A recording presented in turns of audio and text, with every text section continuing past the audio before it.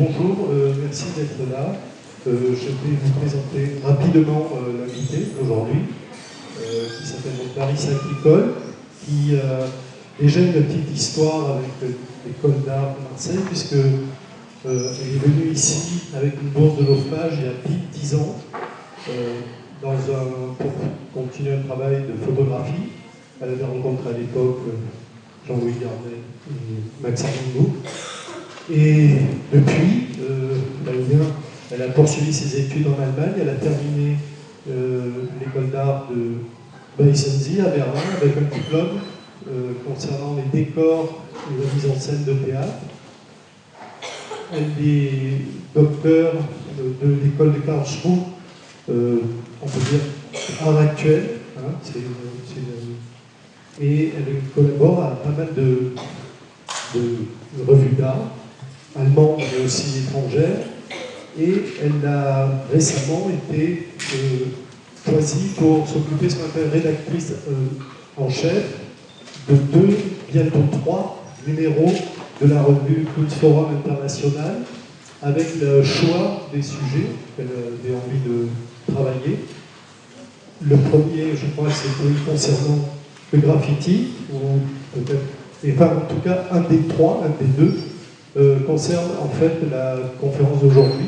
Et c'est à partir de cette revue qu'on a discuté et qu'on a proposé à l'école ce thème de politique et éthique dans l'art ou de l'art. Voilà, je lui laisse la parole. Merci beaucoup, Piotr Klemensiewicz, pour me présenter. Oui, je vais commencer à lire mon discours et je pense après on a assez de temps pour discuter encore. L'art existe pour lui-même. Le but de l'art, c'est l'art. La théorie esthétique de l'art pour l'art du 19e siècle a accompagné la lutte pour l'indépendance des artistes par rapport à la sphère influente de l'Église, de la cour et des médecins. Ce mouvement a immédiatement posé des bases de l'intellectualisation du monde artistique.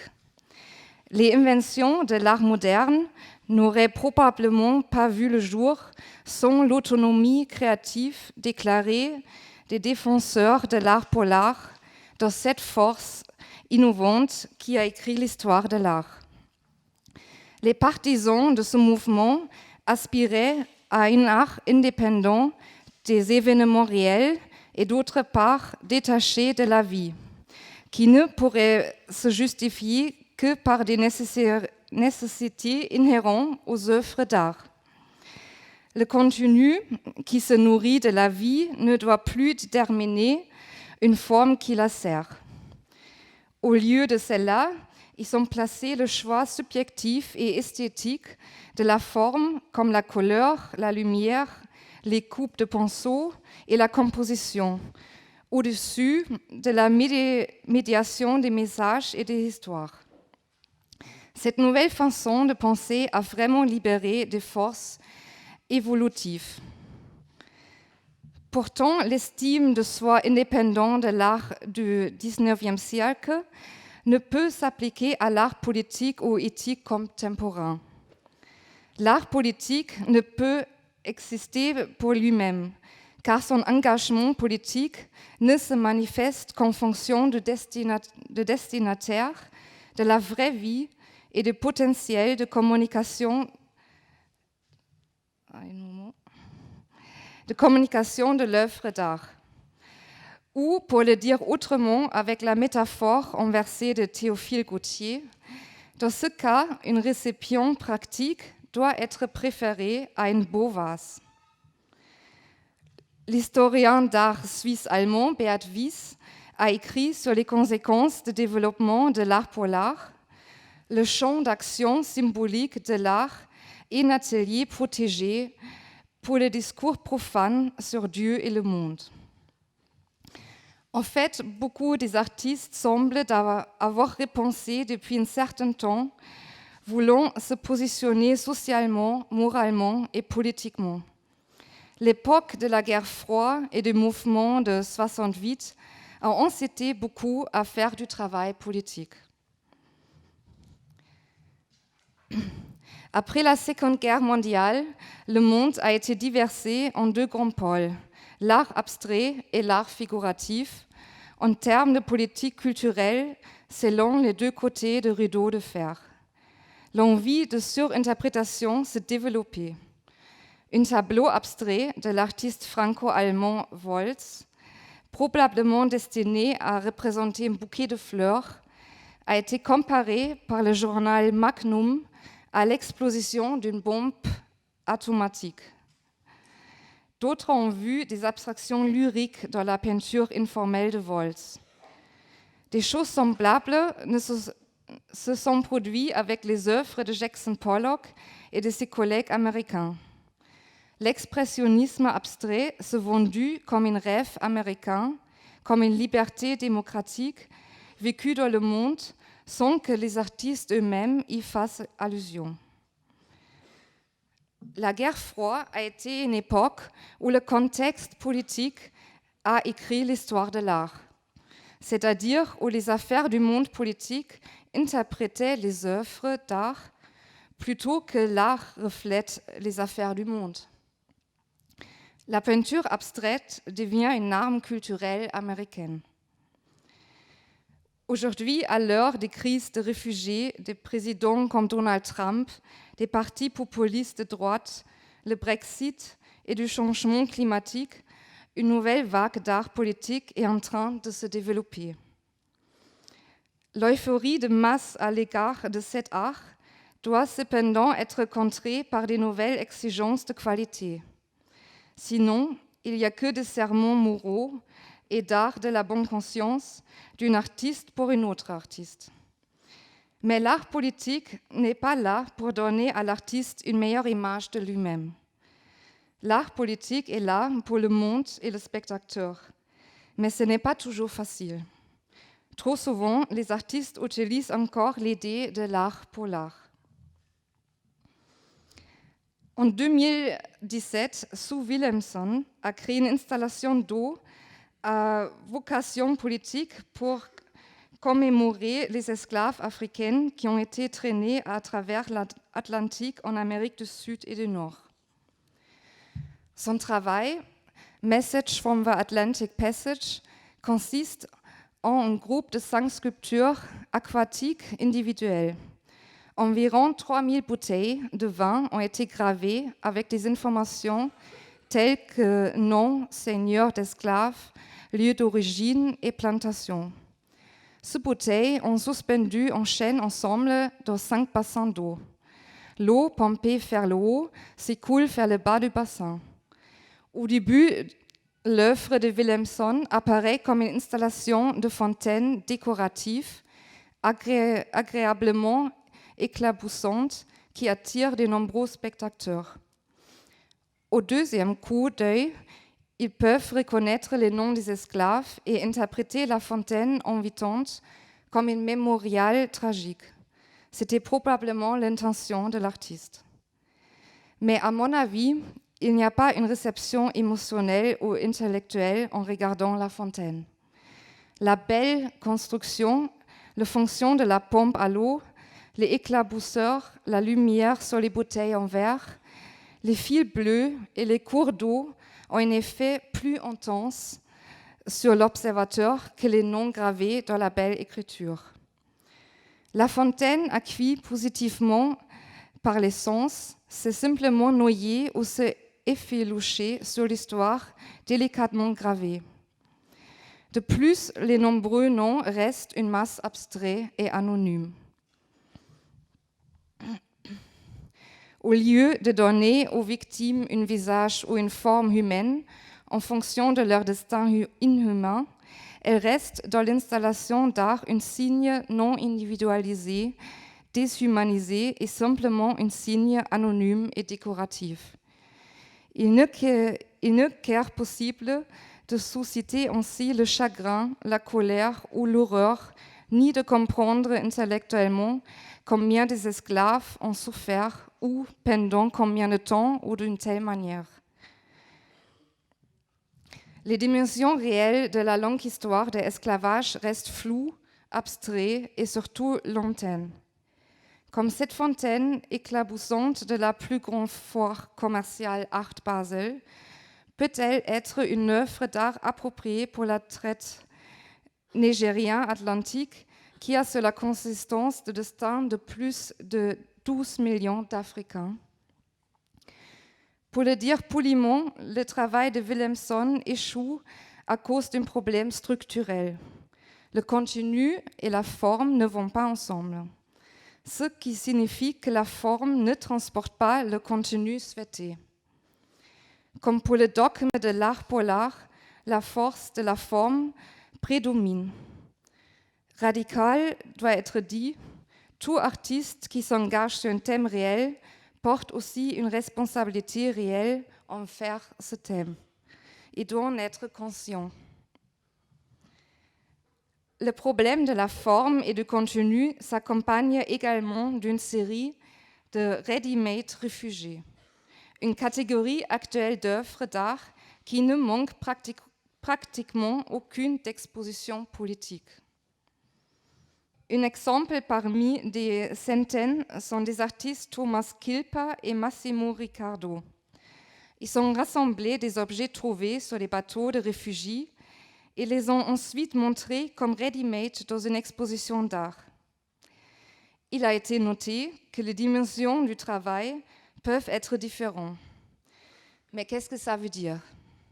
Si un acheteur en veut plus, est-ce que les artistes retournent sur les bateaux et ramassent plus des objets?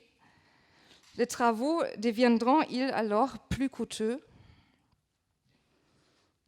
Ai Weiwei a aussi fait des réfugiés ready-made. En 2016, il a exposé des vêtements de réfugiés dans une galerie de New York. La plupart des textiles sont bien accrochés sur des cintres. L'espace de la galerie ressemble à une boutique de mode tendance. Le propriétaire de la galerie, Jeffrey Deitch, a expliqué que l'intention de l'œuvre était profonde, car les visiteurs seraient surpris de constater que les réfugiés portent les mêmes vêtements qu'eux. Toutefois, on peut se demander si cet effet se produit. Plus longtemps les vêtements isolés de leurs porteurs sont vus, plus ils s'intègrent dans l'univers familier et confortable des visiteurs new-yorkais. Dans une ville aux 1000 possibilités de shopping, les New-Yorkais se rendent dans une galerie où ils ne trouvent que des vêtements suspendus, peut-être un peu plus usés que d'habitude. Ainsi, l'installation d'Ai Weiwei peut même avoir l'effet contraire. Les réfugiés qui portaient ces vêtements restent une masse abstraite qui s'évapore dans la pensée des visiteurs de l'art au lieu de devenir plus présente. L'œuvre exploite leurs vêtements, réintègre les textiles dans le monde occidental, comme ici dans une white cube branchée, et fait éclater l'existence individuelle et humaine qui se trouve autrefois à l'intérieur de ce vêtement. Même le papier peint photographique tiré des tirages d'Ai Weiwei et de certains réfugiés n'a rien à changer à cela.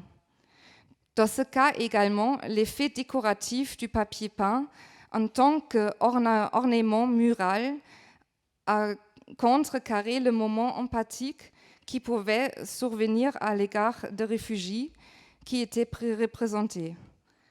Ainsi, seule la vidéo qui montrait des scènes de camps de réfugiés pouvait être identifiée comme une œuvre plus forte et communicative.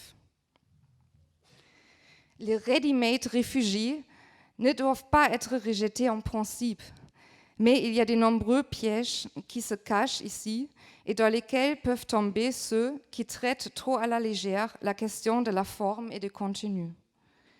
Dans leur utilisation souvent naïve, les ready-made réfugiés fonctionnent comme des ready-made de l'art moderne.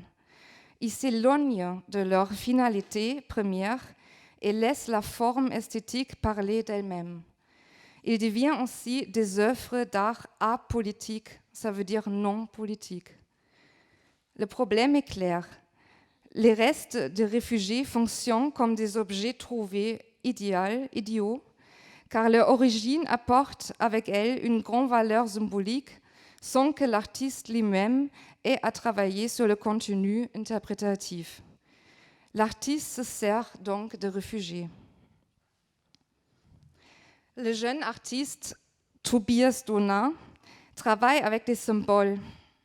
Son installation Agreement au musée Schirn Kunsthalle à Francfort en 2018 montre un motif de chaîne décoratif en noir et blanc.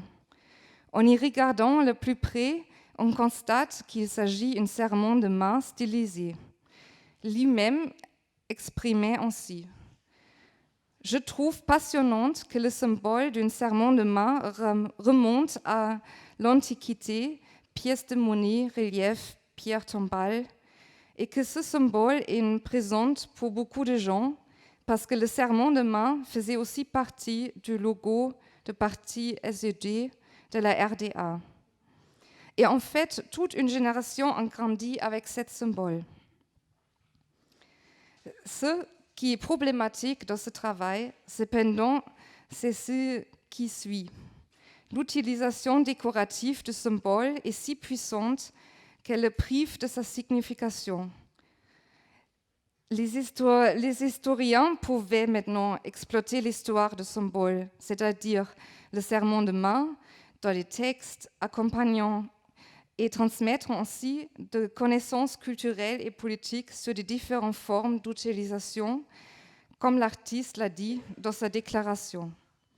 Mais dans ce cas-là, son travail ne serait qu'une jolie illustration pour les textes. D'un autre côté, c'est-à-dire son texte accompagnant, je doute fortement que le spectateur ressente plus qu'un bel effet. Pour la presse, cependant, cette œuvre peut être bien mise en scène. Vous voyez des gens ici qui sont censés réfléchir sérieusement. Moi, j'en doute fort. L'art politique ou éthique doit être jugé en fonction de ses qualités de communication. Si les œuvres manquent de force communicative, le thème politique devient un ornement, un motif décoratif, tout comme la théorie de l'art pour l'art a compris l'aspect continu. Il suffirait alors de fournir des œuvres d'art qui représenteraient les messages politiques avec un simple signe, par exemple un point bleu, parce que le monde de l'art connaît déjà un point rouge. Par la suite, on pourrait imaginer une pratique curatoriale où les œuvres d'art sont pourvues des points rouges et bleus. Un chien de ballon, par exemple, recevrait un point rouge comme signe d'appartenance capitaliste. Un papier peint en forme de poignée de main gagne un point bleu comme signe de correction éthique. Une crâne de diamant, un point rouge. Des porte-manteaux avec des pullovers de réfugiés, un point bleu. Il semble qu'une grande partie de l'art politique ne soit là que pour ses propres rangs, c'est-à-dire pour le monde de l'art. Les commissaires d'exposition, les sponsors et les artistes trouvent entre eux la reconnaissance et statut. Le nouveau concept intellectuel déguisé en éthique s'appelle-t-il l'art politique pour l'art politique? Selon l'historien de l'art Holger Küpp-Ventura, c'est plus une supposition idéalisée qu'une esthétique ingénieuse d'esprit libre d'artistes qui déteignent sur la société. Cependant, il observe une vision eurocentrée et élitiste de la tour d'ivoire académique. Il faut être honnête. L'art politique, comme l'art sur le thème des réfugiés, est aussi un modèle d'affaires sur le marché de l'art et dans le secteur de subventions et d'expositions. Récemment, dans une école d'art allemande, une étudiante turque m'a dit qu'un commissaire d'expo lui avait offert une exposition. Mais elle était censée faire de l'art politique sur la situation actuelle en Turquie. Elle a refusé l'offre parce qu'elle ne s'intéressait pas à l'art politique. D'autres lui ont également dit qu'elle obtiendrait plus d'attention avec l'art politique focalisée sur le sujet de Turquie. L'étudiante a souhaité préserver sa liberté. Plus tard, elle m'a dit que le commissaire d'expo ne s'intéressait pas à elle, ni à sa peinture, mais seulement à un artiste turc. Ça, ce n'est pas l'égalité. Mais avec cette histoire, il ne s'agit pas d'un cas isolé. Mais revenons aux œuvres d'art clairement destinées comme art politique.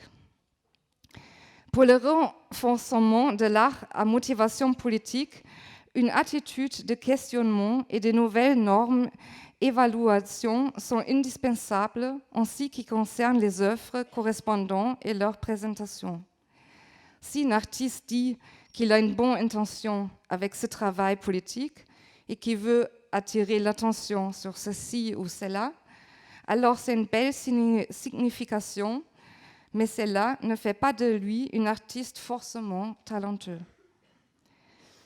Voyons comme une œuvre d'art peut échouer si un artiste ne peut pas se mettre à la place des autres.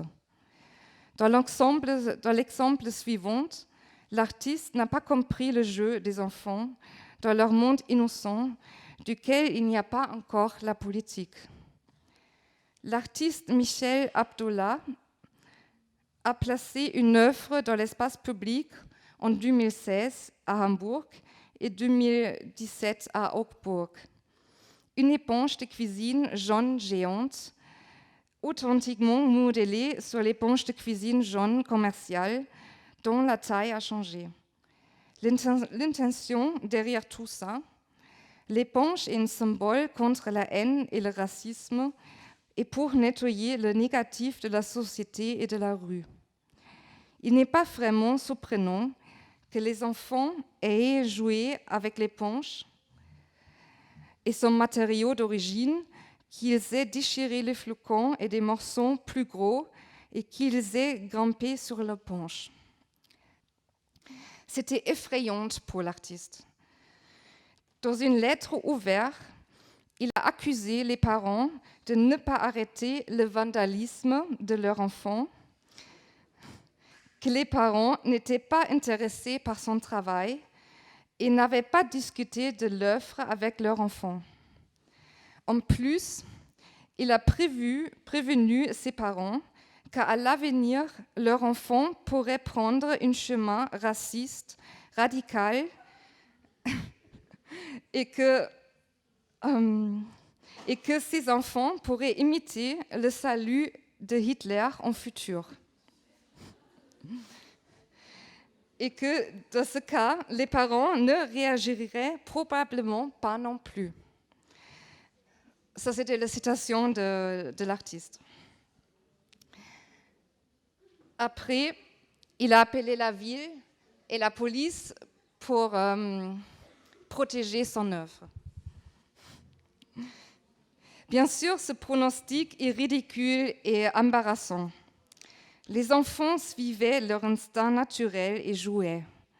Mais l'artiste était d'avis que quiconque n'accepte pas l'autorité de l'art est ou va devenir raciste. Il n'avait aucune idée de la psychologie des enfants. Sa croyance aveugle en l'autorité de l'art ressemble déjà à une idéologie dangereuse. Voyons maintenant un exemple, à mon avis, de réussite qui montre de très fortes qualités de communication. La campagne Please Love Austria de Christoph Schlingensief de l'année 2000. L'artiste a venu de 1960 à 2010 et a fait du théâtre, des films d'horreur, des actions politiques, des émissions MTV, des rallyes automobiles, et il a construit un village avec une école et un hôpital en Afrique. Il était scandaleux, provocateur et drôle. Il poursuivait des bons, respectables objectifs avec une attitude politique incorrecte. Les Wiener Festwochen est un festival culturel à Vienne qui présente des spectacles de théâtre, d'opéra et de danse. Schlingensief avait installé des conteneurs de l'émission télé Big Brother sur place. 12 participantes étrangères ont y éménagé. Comme dans le jeu Big Brother, ils ont été filmés jour et nuit. Le monde pouvait regarder via Internet. Les Autrichiens étaient maintenant invités à appeler par téléphone pour voter qui voulait expulser. Chaque jour, une étrangère était mise dans un avion. L'étrangère qui restait à la fin devait obtenir plusieurs numéros de femmes d'Autriche qui pourraient épouser pour rester dans le pays. Ce n'était pas de l'art symbolique, pas de documentation sur les crises. Dans l'action Please Love Austria, Schlingensief n'a pas joué le symbole d'une conscience tranquille. Il s'est entièrement mis au service de l'art, s'est soumis à la volonté politique de son œuvre, ce qui l'amène à se glisser dans le rôle du mal, du dégoûtant. Schlingensief a déclaré « Ce n'est pas pour rien que l'Autriche exprime ce que les autres pensent, et vous en faites partie. Faites-vous entendre, votez, expulsez les étrangères, tuez l'Europe, aimez l'Autriche, s'il vous plaît. » Il met en scène la totalité du monde de l'art. C'est ainsi que émergement des scénarios d'horreur qui formulent radicalement les abîmes sociaux. Il ne s'est pas seulement adressé à la scène artistique de gauche, mais il a aussi fait la saute émotionnelle à la population de droite. La gauche voulait libérer les étrangères. Ils ont attaqué les conteneurs. La droite était en colère parce qu'ils portaient atteinte à la réputation de leur pays. La gauche et la droite avaient donc un ennemi en commun, Christoph Schlingensief. Il utilisait les réfugiés ou des acteurs, mais pas pour les présenter symboliquement comme des ornements abstraits. Il a montré un drame qui a dilué les frontières entre la réalité de l'œuvre d'art et la réalité de la société de manière étrange et existentielle. Schlingensief a écrit sur son travail « Je crois que dans beaucoup de mes travaux, j'ai essayé d'identifier des prototypes et des mécanismes de notre société.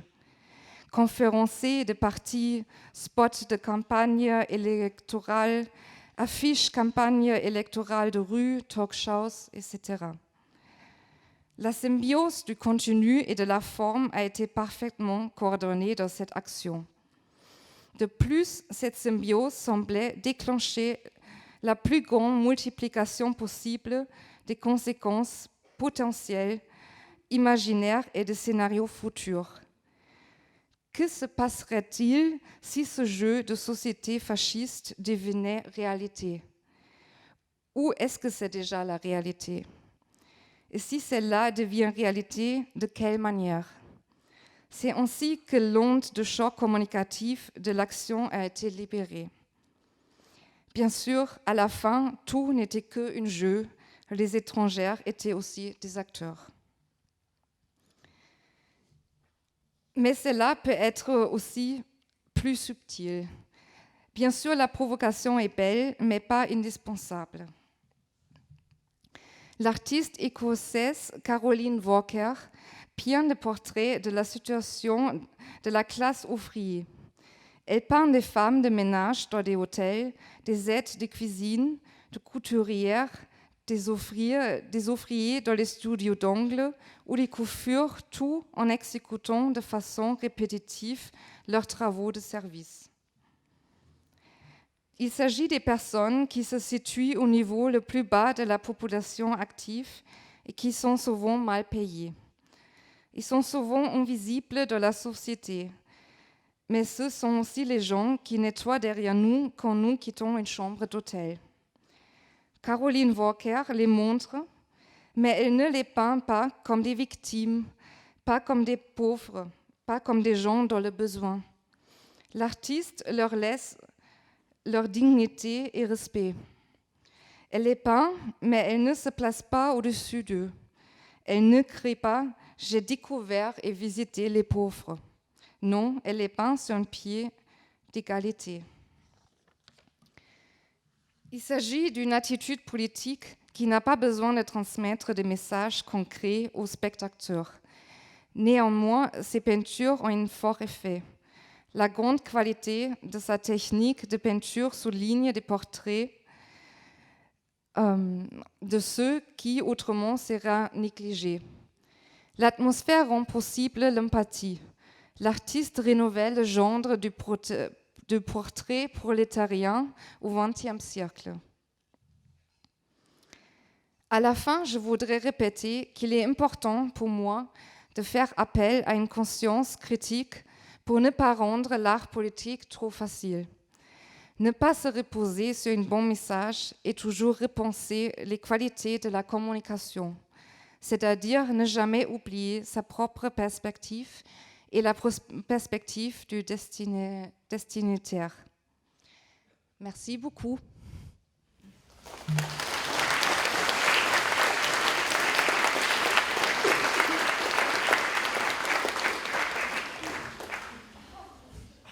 Ça, c'est juste la couverture de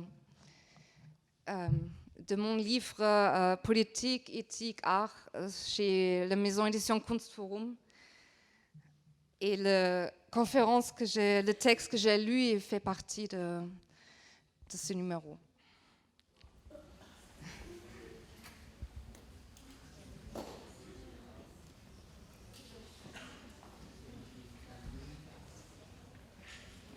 Non, on n'a pas besoin des experts pour discuter sur les... Pour moi, le plus important, c'est la communication d'une œuvre et de qu'est-ce qui arrive aux spectateurs, à quoi ils le font penser, est-ce que ça réveille des spectateurs différents. C'est toujours mesuré au public et je trouve que c'est le public qui doit répondre et qui est très important dans les nouvelles catégories critiques. Faire de l'art politique.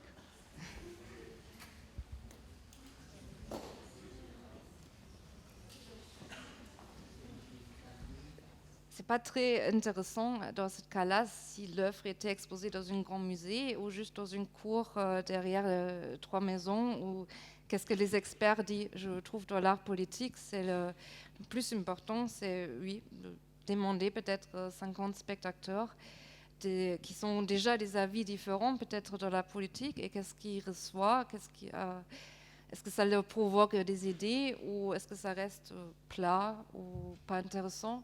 Je trouve dans l'art politique, c'est plus des spectateurs qui répondent à des questions de qualité que des experts ou des critiques d'art. Est-ce que ça passe pas du coup par une réflexion éthique, parce qu'au final vous n'avez pas trop parlé de cette idée d'éthique et comment en fait elle s'articule, la question de l'éthique. Est-ce que ça passe pas aussi par ce biais-là Oui, c'est vrai, je crois, parce que je ne fais pas trop une différence nette entre politique et éthique. Pour moi, il y a toujours ces deux côtés aussi dans les œuvres que j'ai montrées. Et je trouve qu'il ne faut pas trop séparer ces deux thèmes. Ouais. On ne peut pas penser à la politique sans aussi des questions éthiques. Ouais.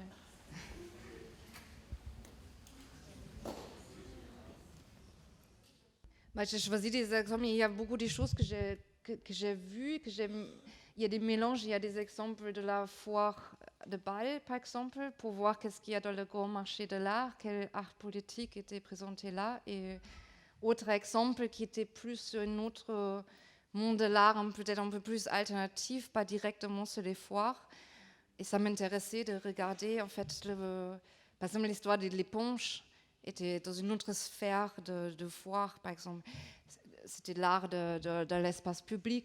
Moi, je m'intéresse de voir plusieurs sections, en guillemets, de monde de l'art et de voir qu'il y a souvent les mêmes problèmes, en fait. Oui.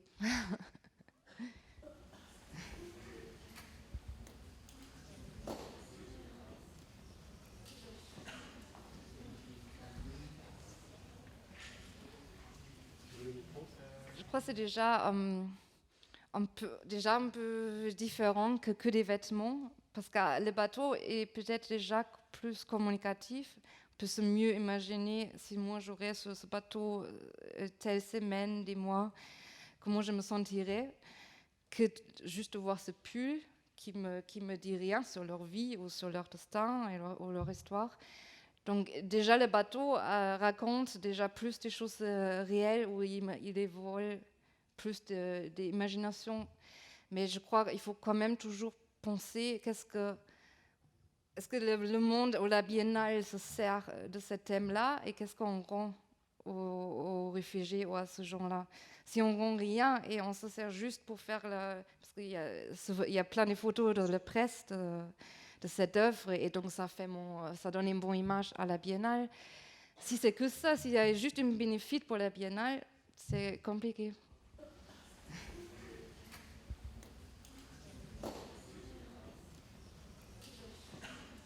Mais la question de esthétique que vous avez parlé, c'est aussi dans les ready-made.